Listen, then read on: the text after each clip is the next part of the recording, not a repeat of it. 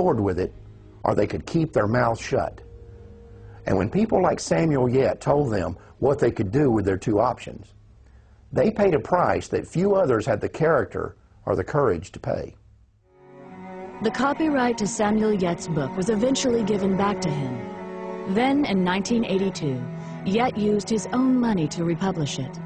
The foreword of that edition was written by a well-known civil rights activist and co-founder of both the Harlem Writers Guild and the National Cultural Committee of the NAACP. His name was John Oliver Killens, and in that foreword, he gave his analysis of the relationship between family planning and the black community. The American ruling class had made a hard decision. Americans of African descent would either accept the miserable lot or die.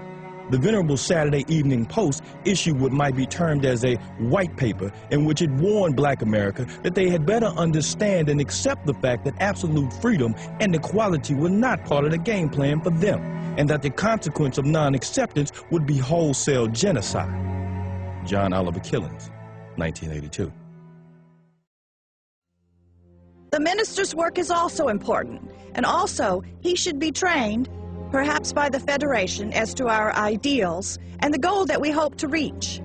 We do not want word to go out that we want to exterminate the Negro population, and the minister is the man who can straighten out that idea if it ever occurs to any of their more rebellious members.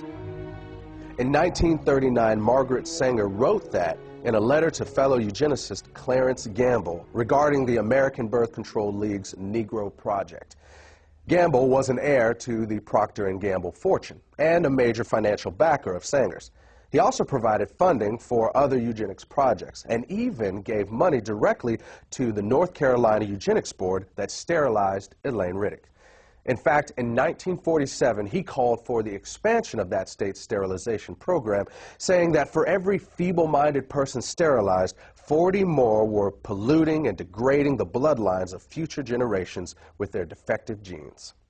Sanger's letter makes it clear that the eugenics movement understood they would need to neutralize the opposition they might get from the church. They also knew that this would be especially crucial within the African American community. Their strategy was to manipulate church leadership into selling the illusion that support for eugenics was not inconsistent with the Christian faith. To do this, they would often recruit pastors to be frontmen for eugenics policies and provide them with prepackaged sermons on eugenics. They also held contests in which awards would be given to the ministers who came up with the best pro-eugenics sermons on their own. This approach proved so effective that an almost identical strategy would be adopted by the American abortion lobby.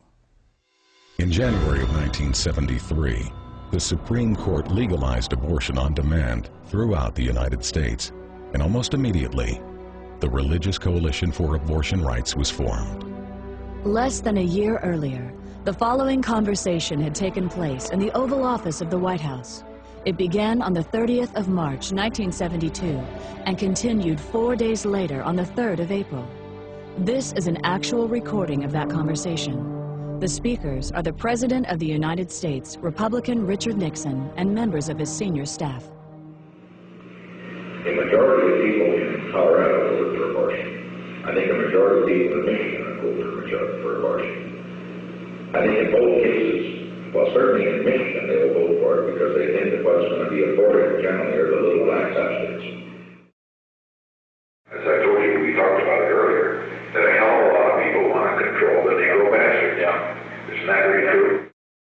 We know what we're talking about, population control. Sure. We're talking really, and what John Rockefeller realizes, the people in what we call our class control their populations.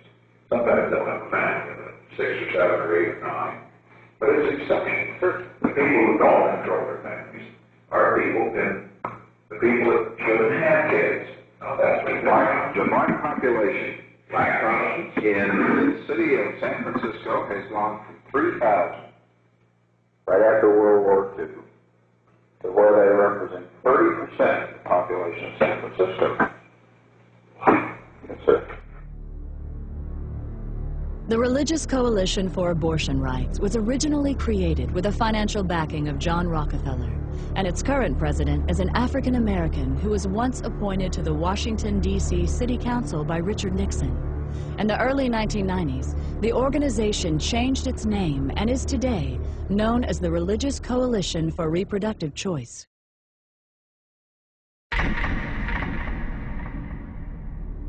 In 1969, a meeting of the United Nations Educational, Scientific, and Cultural Organization, also known as UNESCO, proposed that an American Population Commission be created with a, quote, large budget for propaganda, unquote.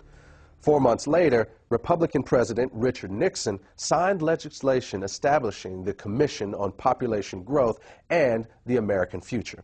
The bill authorizing this new initiative had been passed with overwhelming support from congressional Democrats and was chaired by John Rockefeller. The executive director of the project was to be Dr. Charles F. Westhoff, who was also a member of both the American Eugenics Society and Planned Parenthood's National Advisory Council.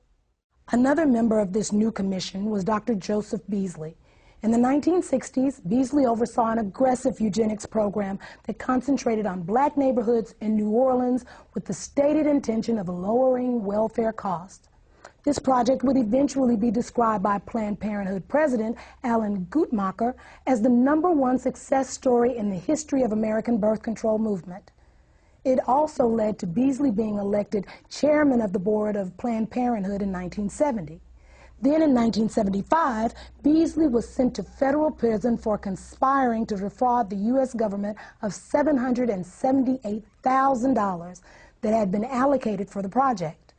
In court, a local black civil rights activist named Sherman Copeland testified that he took payoffs from Beasley for helping him to convince residents of the targeted neighborhoods that birth control was not black genocide.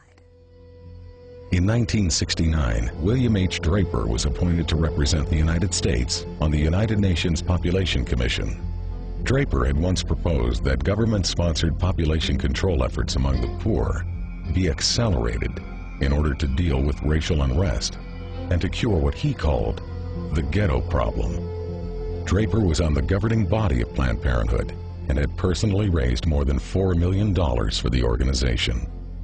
That same year, a New York Times article about Planned Parenthood said the organization's board of directors was dominated by people who were both white and wealthy. The article went on to quote one of those board members as saying, "What it all comes down to is that we want the poor to stop breeding while we retain our freedom to have large families. It's strictly a class point of view."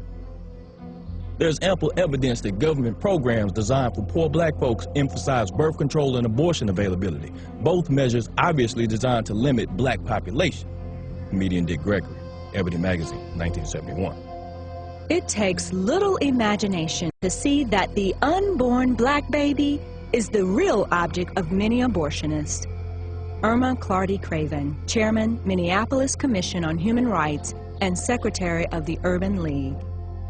It was not until the mid-60s that blacks began to realize that what was called urban renewal was in fact what one black city planner labeled Negro removal.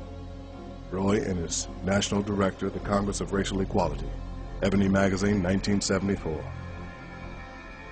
To a large and growing number of 1960s civil rights activists, it became obvious that family planning was just a code word for abortion and birth control, and that it was being pushed by the government as a way to avoid putting money into the black community.